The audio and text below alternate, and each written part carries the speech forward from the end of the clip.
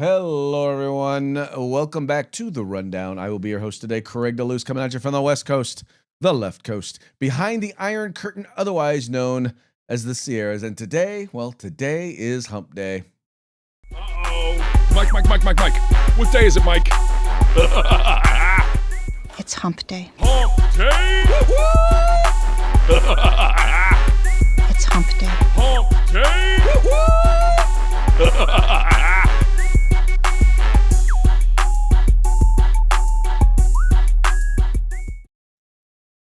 That's right, folks. Today is Hump Day. This is the day in which we attempt to begin the weekend, sometimes with success, sometimes not. But as I like to say, the fun is all in the trying. I have to apologize about yesterday, not having a show yesterday. So at one of my clients' places, the place where you normally see me at on Tuesday or Thursday, sometimes doing the show, we finally got the studio set up, and I was going to be kind of doing a remote, but in their studio. And let's just say, as we got ready to get everything going, we had some technical difficulties, shall we say, and it just didn't get the show off yesterday. So apologize about that. I know you guys would have liked to have heard kind of some election predictions. I made a few, or I had a few planned, and unfortunately didn't get a chance to make them. But we're going to talk a little bit about what those predictions were, and what the outcomes were. And I had the hindsight of saying that I was right, which I usually am. But unfortunately, you're just gonna have to take my word for the fact that I was right. But no, I take that back. If you listen to me, because I did several radio and TV spots over the last few days talking about the outcome of the election, and I said the same things that I was going to say yesterday on the show about in particular the primaries here in California, because California elections are always interesting, shall we say? Anyway. But before we get into that, let's go ahead and begin the show as we usually do with a quick shout out to our sponsors. I'm going to start with our friends over at Hitman Industries. That's right, Hitman Industries. They make rifle and pistol caliber barrels. They are available for you to purchase at any length. All you have to do is go to hitmanindustries.net. Now, if you've purchased an AR in the last few years, you've probably got one of their barrels already, because they do business with a lot of AR companies. So if you're looking to do a brand new build, if you're looking to rebarrel your current rifle, start your project, start your experience with Hitman Industries. And then we've got the California Republican Assembly, working to help elect conservatives at all levels of government, from school board all the way down to President of the United States. In fact, Ronald Reagan once referred to CRA as the conscience of the Republican Party. That's right, the California Republican Assembly. You need to find out why by visiting their website at cragop.org. That's cragop.org. If you want to be a part of California's future today, you got to join CRA. And then we've got the best in concealed carry tactical holsters that are available on the market. And you will find them at hawgholsters.com. That's HAWG holsters.com. Spelled kind of funny, right? Because they like helping Americans wear guns. They like it so much, they're going to give you a discount if you use the discount code The Rundown. All caps, no spaces, one word, just like it is right up there. Use that discount code, and you're going to get your Hog holster on discount today. And then finally, if you're looking for new gear, folks, the weather's changing, situation's changing. You always got to be updating your game, right? So you got to get new gear. The place to look is uscombatgear.com. They have a huge selection. They have competitive pricing. In fact, they specialize in group sales. So you need to go there. You need to check it out. And by the way, their customer service, phenomenal, off the chain. You need to go there, check them out. uscombatgear.com, the place where you'll find all things tactical except the gun. And then finally, I want to remind you, if you're watching the show during the 3 o'clock hour on the West Coast or during the 6 o'clock hour on the East Coast, you are watching us live, and we would love to hear from you. I don't care if you agree with me, if you disagree with me. In fact, it's actually better if you disagree with me, because then, it gives me the opportunity to mock you. Oh, wow, is that a mockingbird? Man, is that a mockingbird? Is that a mockingbird? That's right, we will mock you. And by the way, we do so not to be mean. We do so to be entertaining. And, I don't know if our audience is necessarily entertained when we do it, but I'm pretty entertained. So I guess that's all that really matters in the crux of things. That's the main reason why I do it, is because I enjoy having fun doing this sort of stuff. All right. let's get into the primary results. And I know those of you who are outside or on the other side of the Iron Curtain, otherwise known as the Sierras, California elections probably aren't such a big deal to you. But here's why it's important, because if good things are happening in California electorally, that's a good sign that things are going to happen pretty good across the country, right? Because let's be honest, the wacky of the wacky, the crazy of the crazy, the left of the left generally starts off, and the movement usually starts here in the state of California. We've got some of the craziest of the crazy. So knowing what goes on during these elections, when you consider the fact that a huge percentage of California voters are going to vote for someone with a D after their name, no matter what, it becomes interesting when Republicans in certain places, outside of certain places, actually are competitive and actually have a shot at winning.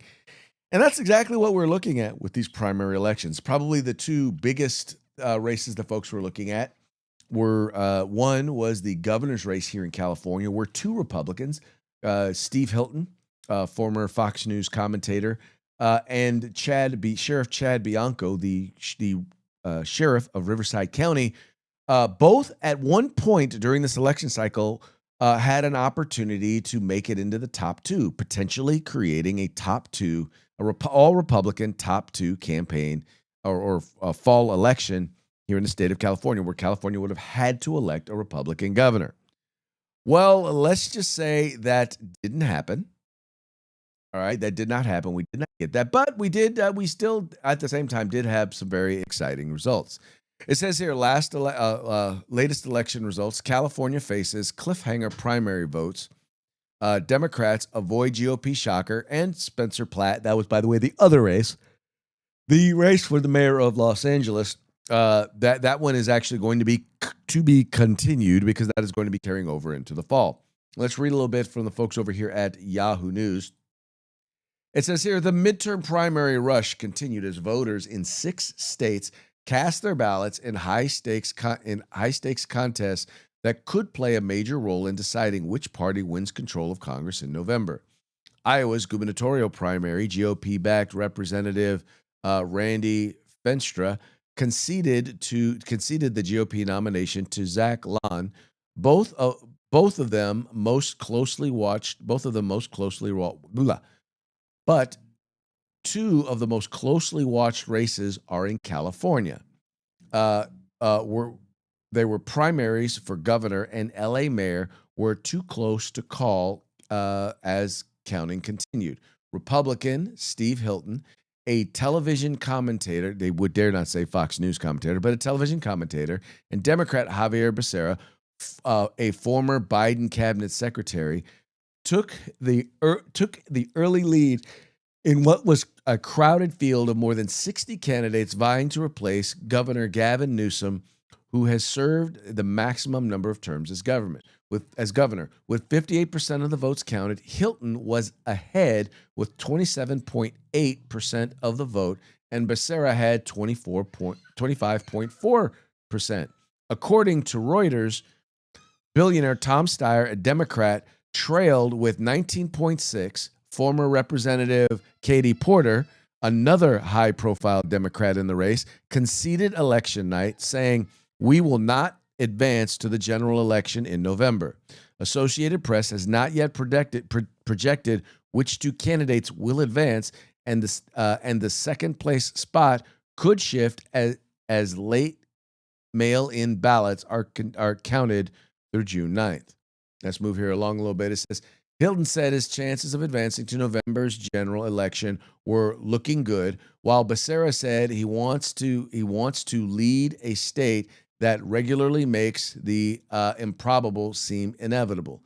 California uses the open primary. Well, yeah, we already know that. Oh, here's the one I want to get to. The night's other high-profile race was in Los Angeles, where Mayor Karen Bass advanced to a runoff to face tough challenges from Republican former reality star Spencer Pratt and progressive Democrat Nithya Raman. But no candidate seemed set for outright majority.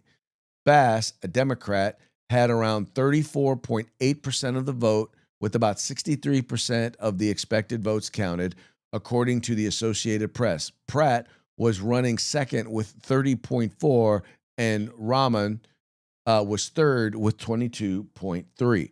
Now, the interesting thing about this is they're acting like these races are too close to call right now, but the reality is, once you get over 30% of the vote, now you're getting into counting the mail-in ballots.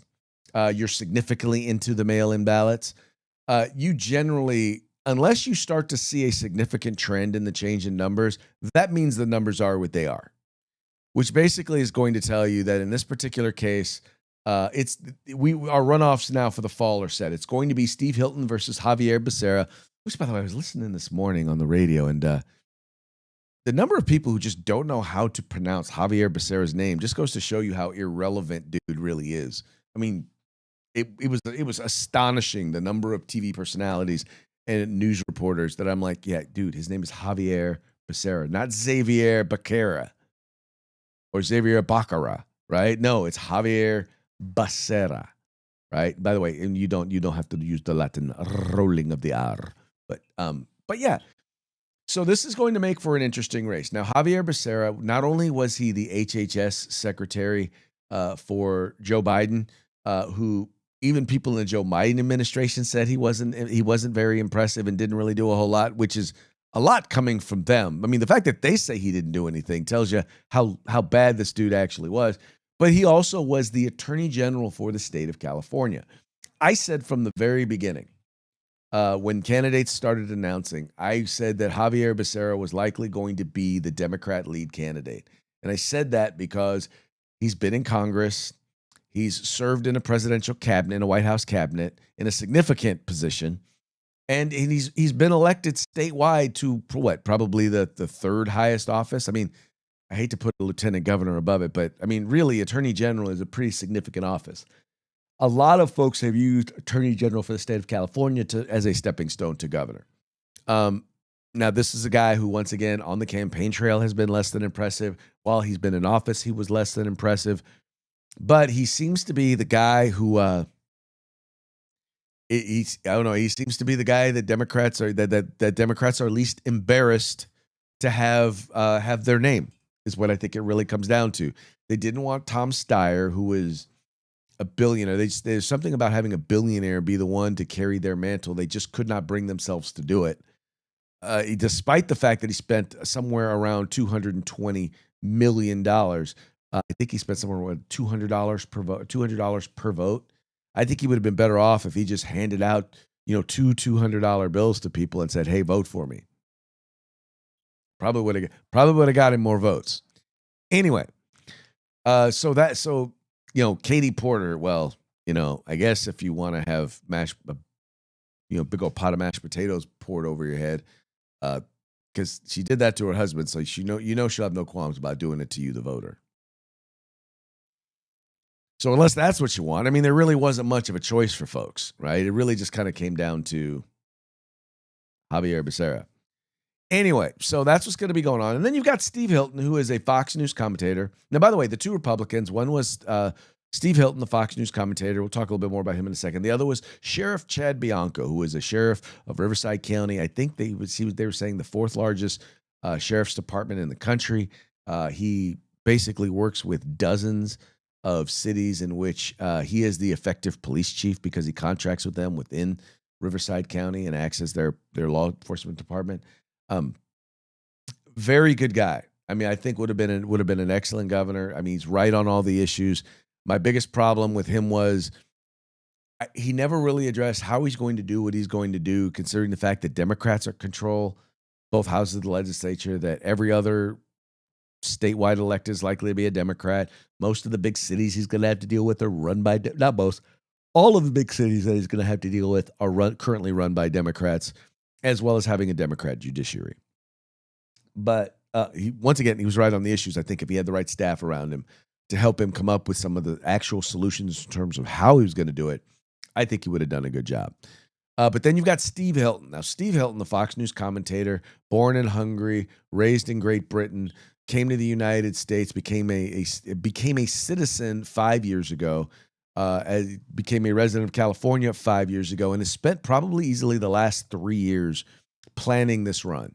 When I say planning this run, I mean he met with conservative leaders, he met with opinion leaders, he met with issue area experts, and he really worked to understand the issues impacting the state of California and what the things that were in the way of making those things happen. And so as he developed plans for what he wanted to do, a lot of the plans and the things that he wants to do take into account the challenges that he's going to face, the uphill battle, the onslaught of left-wing electeds and media that he's going to have to deal with. And he really kind of addressed that in a lot of the things that he's talked about. So I think if anyone has a plan, right, to do, I mean, is he going to be able to make the sweeping changes that California really needs? I hope. But what I do know is that there are some real tangible things that he's pointed out that I know he can do that are well within reach that would make things significantly better here in the state of California. So the key now is going to be him getting elected. The key is going to be him getting beyond where he currently is. Now, the challenge is going to be the electorate in California. And I've always said this, there's about somewhere around 50% of the vote in California that are going to vote for a person with a D after their name no matter what. And I know that's kind of a sad number. I know no one really wants to hear that, but that is the truth. Now, the difference though, and this is the thing I think he really brings to the table that really helps, is that if you look at the numbers, you look at Javier Becerra and you look at Steyer, those are the top two. So it was Javier Becerra. Let me see if I can pull up the actual election results. So California primary election results. I'm trying to find a graphic for you. Governors. I probably should have done this already. Anyway, the point is that you have him at the very top at about 28%. And then you had Javier Becerra, which is somewhere around 24, 25%. Then you had lower at right around 19. You had Steyer, and then down around 11 you had down around 11 you had 11 or 12 you had Chad Bianco. If you look at it right now, just if you got every single vote, every single voter that voted for Bianco to vote for Hilton, you're now in around the mid 40s. So you really only need about 5 or 6 more percent in order to be able to win. Now, you've got a lot of other folks you've got a significant number of folks that did not vote for Becerra, that may be open to the idea of voting for Hilton. Now, it depends on how Hilton campaigns. It depends on what Hilton talks about. It depends on how he exposes Becerra. Once again, he doesn't need huge numbers from everybody. He just needs a little bit from everybody. And I think if he runs a good campaign, and not a good, he's got to run a great general election campaign. He's got to not only got to bring together his base, but he's got to reach across the aisle. Dude needs to reach out to the media, right? He's part of the media. He knows people in the media. He's got to be willing to go to and be a part of and be seen and heard on every local TV station, every local radio station. He's got to be in all of the newspapers, both the locals, the statewide, as well as the ethnic publications. He's got to be everywhere. He's got to show that he hears people, what people have been saying. Just regurgitate some of the things he's been hearing people saying as he's done these meetings over the last few years. Identify what the problems are. Don't necessarily tie it to and say, oh, well, the Democrats did this, the Democrats did that. Say, the guy before me, the people before me did this, but we can do this to fix it. Now, the guy I'm running against, he's going to do exactly what the last guy did. He's going to do exactly what he did. I'm going to do something different and be willing to go and take the slings and the arrows. And if he's willing to do that, he'll eke out another 5-6%, which could get him over the top. Anyway, so we got a real shot. Now, In the other election there in Los Angeles, the interesting thing was, so you had Mayor Bass, who was somewhere around 38%, and then you had, well, let me go back and look at that one again. What did they say that Mayor Bass was at? Mayor Bass. So Mayor Bass was at 34%. Pratt was at 30%. And then the third party candidate, who was basically a Marxist, she was at 22.3%. Now, the people who were voting for the Marxist, some of them are people who are like, look, I don't like Bass. I want an alternative, but I'm not going to vote for a reality star. I'm not going to vote for a Republican. Some of them are those folks. Some of them are people who are just pissed off, and there's no way they're going to vote for Karen Bass. I will not pretend to tell you I know what those percentages are. I do know that that Spencer Pratt has demonstrated a unique ability, in particular through video, to be able to reach out to those folks and help fan the flame of being pissed off, right, with those folks. Now, what I think he needs to do is he needs to focus his ire on Karen Bass, right? In a lot of the videos that he's done in the past, he's thrown in Kamala Harris, he's thrown in Gavin Newsom, and yeah, they're bad and they're part of the problem, but he needs to dig in to Karen Bass. And as he digs into Karen Bass, he's got to focus on more specifics of things she has done wrong. And at the same time, he's got to offer a positive vision. His vision that he's offered so far has been, I'm not going to be them. I'm not going to be her. And that's not going to be enough. In the end, he's going to have to say, look, these are some of the real policy solutions. Now, what he will have now is he'll have some resources because people are going to help him out. People are going to donate. You need to bring some some policy experts in and say, look, these are some simple talking points, some simple plans, simple things that you can do. And when I say keep it simple, you got to keep it simple. Right? Don't get big. Don't get elaborate because dude is not, I mean, I'm sorry, but he doesn't come across to me as a rocket scientist.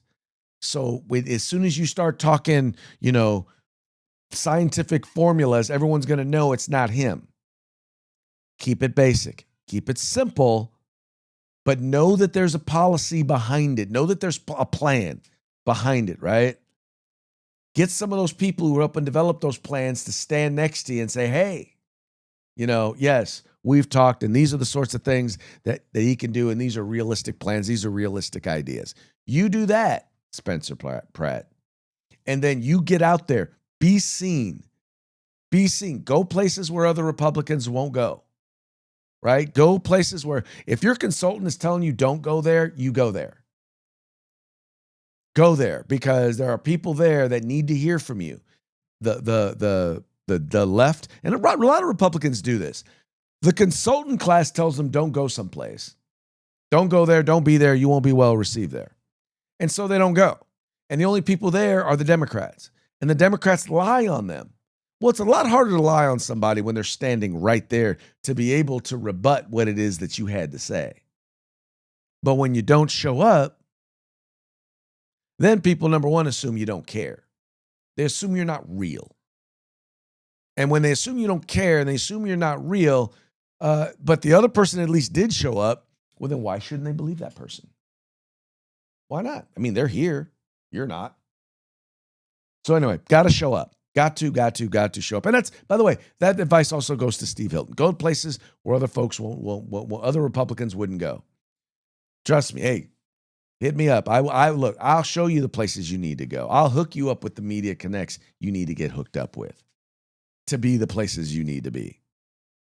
And let people hear what you have to say. Because trust me, people are just pissed off enough. They're pissed off enough that, they're not in love with the Democratic Party the way they used to be.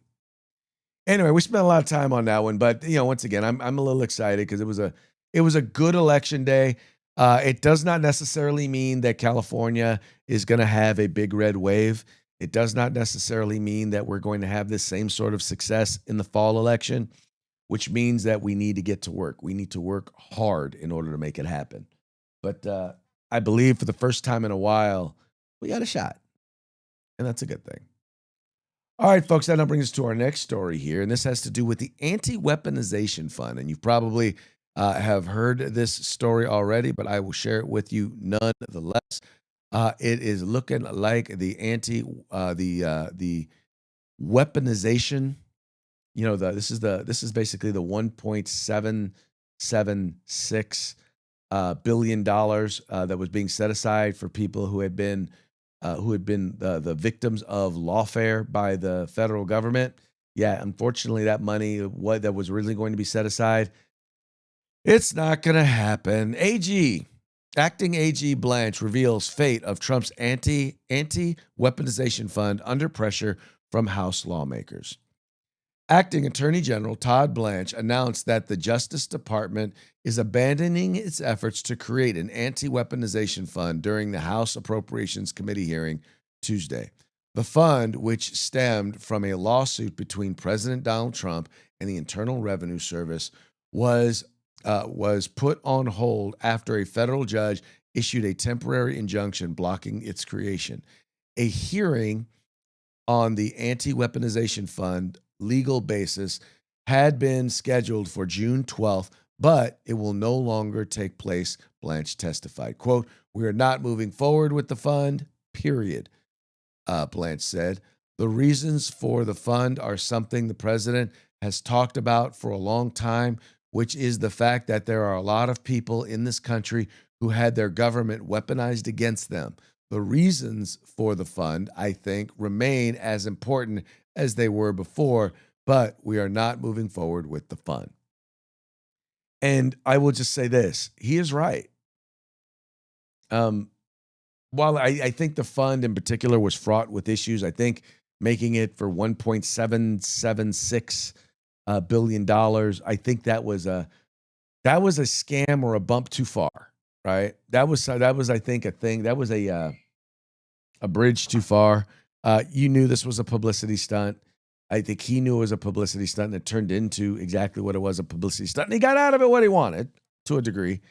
You had a lot of folks claim that he was going to be making money off of it, but we all know he wasn't. And I really think a big part of it was a distraction.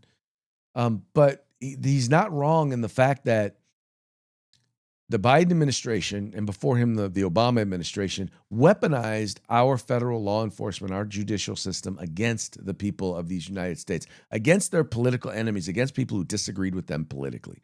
You literally had people who they had SWAT teams, armed SWAT teams, pro-life activists had armed SWAT teams come to their house and drag people out of their homes, arrest them in front of their children, and put them in federal jail for praying outside of abortion clinics. That's the sort of stuff that they were doing. You had people who were ushered into the state, into the Capitol building, the federal Capitol, the U.S. Capitol building, by guards. They broke no property. They didn't damage any property. They didn't attack anybody. They didn't do any harm to anybody. Who were also hunted down and arrested. Some of which actually had to do time. And, a lot of people lost jobs. People lost income. People had to hire attorneys to be able to defend themselves. And they were not made whole. At a certain point, these folks need to be made whole. And, I just thought it was so bad that, once again, these are people who are, many of which were patriots, and they were basically had their government turned against them, right? Their government was federal law enforcement was sent to go after them. They were sent or encouraged to prosecute them. And anyway, I thought the idea was good. I thought the execution of that idea, as have been a number of things that have come out of this White House, sadly, by the Department of Justice, sadly was poorly executed. And we got this. Now, this was poorly executed because I think this is what the president wanted. I don't think this is what Blanche wanted, but this is what the president wanted. And so this one was actually more poorly executed by the White House itself than the Department of Justice. But in the end, like I said, I think he got what he wanted, which was he got the PR out of it. So it's a PR win for him, at least for his base. His base will be like, yeah, he tried to give us money. He tried to take care of us, but it just didn't work out. All right, moving right along.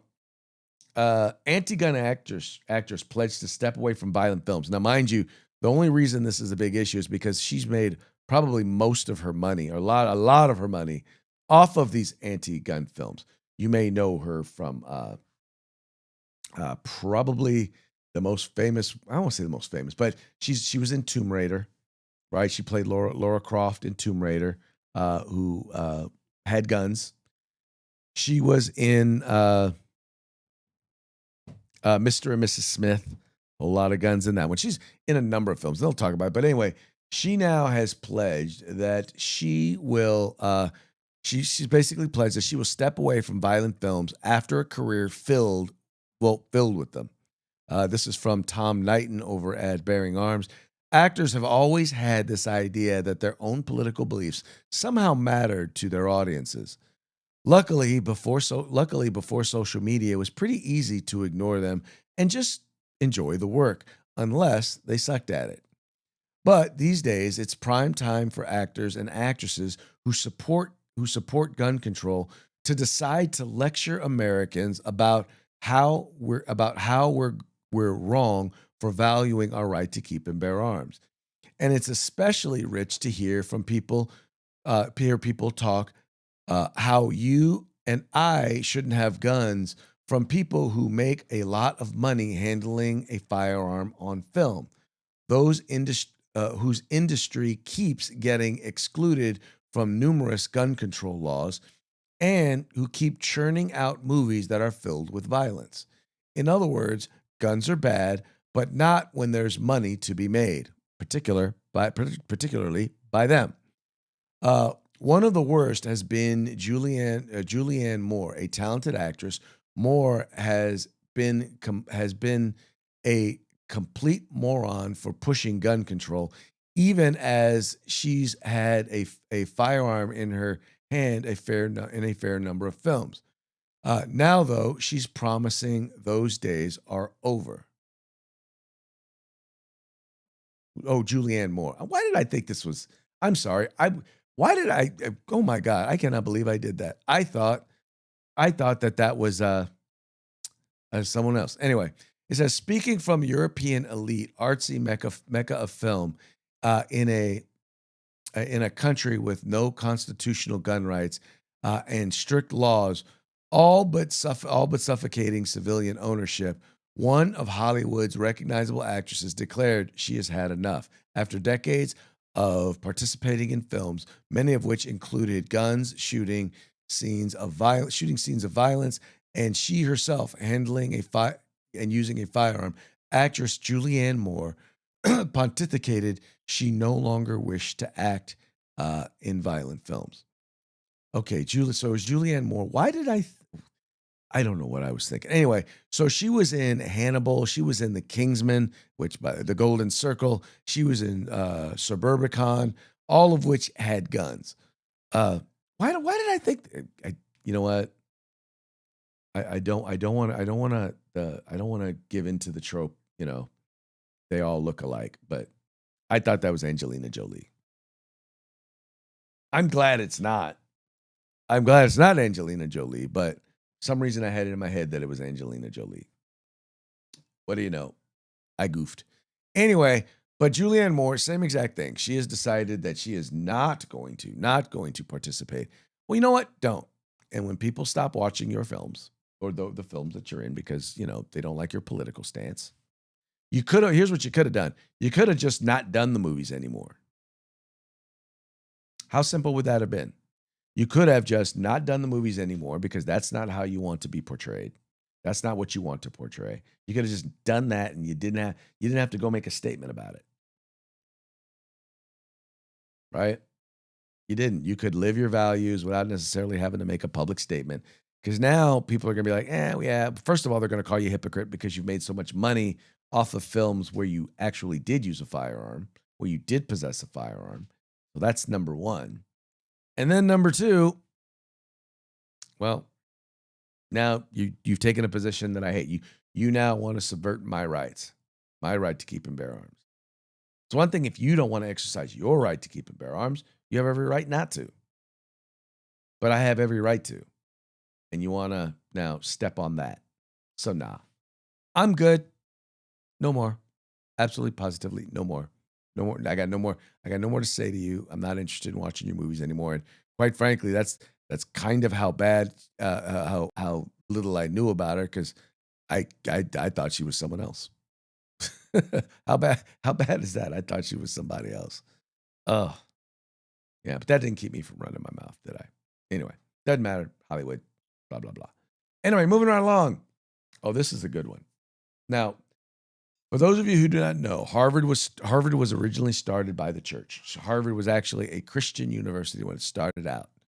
Well, let's just say not anymore, as the Harvard Divinity School is launching a journal devoted to queerness and Palestinian liberation. It says here, "We are not scholars," the editors wrote in one volume, "with support from the dean's office." Let's read this. Harvard University, which is being sued by the federal government for anti-Semitism, has been laying off employees and is going around telling courts, Congress, and alumni that federal funding cuts are threatening life-saving cancer research. Is launching a new publication named after the Canaanite goddess of the Bible that the Bible bans. Wow. Okay. The first issue of Asherah, a Harvard Divinity School journal, touts innovations in Jewish prayer and ritual. It is really something to behold, even by the provocative and sophomoric standard of student publications. While the journal's website describes it as, quote, a student publication of Harvard Divinity School, it also says it is created by Shal Majid, who is not a student, but rather the professor of modern Jewish studies in residence at Harvard University School, and a member of the executive committee of Harvard's Center for Jewish Studies. In his 2023 book, The Necessity of Exile, Majid declares that Israel is mired in an increasingly chauvinistic ethno-national project, and said he does not think that liberalism and Zionism can be seen as compatible in any easy way. The book he writes is, quote, in some sense anti-Zionist, or, quote, more precisely counter-Zionist. Majid wrote 2 of the 16 articles in the journal, including a preface that begins, quote, "We first announced our new Harvard Divinity School Jewish liturgy journal, Asherah. We received many responses stretching from congratulations to curiosity to disturbance and even anger." Majid writes more than a little defensively that the name was chosen, quote, not to subvert the norms that constitute Judaism today as much as to enhance them, end quote. A reasonable response would be, spare us the enhancement. Deuteronomy 16:21 states, quote, do not plant an Asherah for yourself or any tree near the altar of Adonai, your God, that you will make for yourself, end quote. Encyclopedia Judaica describes Asherah as, quote, a Canaanite fertility and mother goddess. The Babylonian Talmud in Sanhedrin 7b describes it as a tree used for idolatry. So here you have the divinity school of a university, of an Ivy League university that was founded as a Christian university, creating a journal, putting out a journal by a dude who claims to be Jewish, who claims to study, the Jewish faith, and yet he is promoting heresy and blasphemy and idol worship. I don't even know what to say. I have no idea what to say, except this is the Ivy League, and it is why I am no longer impressed by anybody who says that they graduated from an Ivy League school. I don't care which one it is. Stanford, Columbia, Harvard, Yale. As far as I'm concerned, you all have been educated into imbecility. You have been indoctrinated, not educated. And I got nothing for you. You are most definitely less than impressive your degree. Let's put it that way. That degree that once used to be considered an accomplishment is definitely less than impressive these days. Anyway, that now brings us to our parting shots. Parting shots are brought to you by Hog Holsters. Go to hogholster.com. Use the discount code The Rundown. All caps, no spaces, one word, just like it is right up there, and you can get your Hog Holster on discount today. All right, all of our parting shots today are going to be brought to you by the Babylon Bee, fake news that you can trust. Our first one here coming from they're all coming from once again, the Babylon Bee, fake news you can trust. First one here. 60 Minutes begins search for new pompous blowhard. This as their old pompous blowhard has been fired. That's right, Scott Pelley has been fired because, well, he doesn't like the direction that Barry Weiss is taking CBS News. He doesn't like them actually, reporting the news and being objective as opposed to being liberal left-wing ideologues. Here we go. Next one is also from the Babylon Bee. Pride Parade forced to change direction after route takes it within 200 yards of a school. That's insinuating that there are some sexual deviants, sexual predators, yada, yada, yada. They're probably part of that parade. Yeah, they're probably right. Oh, hey, this is a good one. On her book tour, Joe Biden assures nation Joe's old age did not hamper her ability to serve as president. Yeah, we all know who is running things. We all know who is really running things. And then companies protest Pride Month logos, obviously unaware that Donald Trump is president. I'm sorry. Companies post Pride Month logos, obviously unaware that Donald Trump is president, because he knows he's going to bring attention to him. It's going to call him out, and people are going to not want to do business with them because, well, because. Anyway, folks, that now brings us to the end of our program. Very much appreciate you tuning in. Appreciate you liking and sharing the program. Oh, before we go, let's go ahead and give a quick shout out to our sponsors. You got Hitman Industries rifle and pistol caliber barrels available at hitmanindustries.net. The California Republican Assembly, which is the conscience of the Republican Party. You'll find them at cragop.org. We've got the best in concealed carry tactical holsters on the market at hogholsters.com. That's HAWG holsters.com, helping Americans wear guns. And then finally, the place we can find all things tactical except the gun, uscombatgear.com. All right, now we can go ahead and say goodbye to you and all our friends. Anyway, very much appreciate y'all tuning in. We will be back tomorrow on Throat Punch Thursday. Till then, y'all have fun. Y'all stay safe. See you mañana.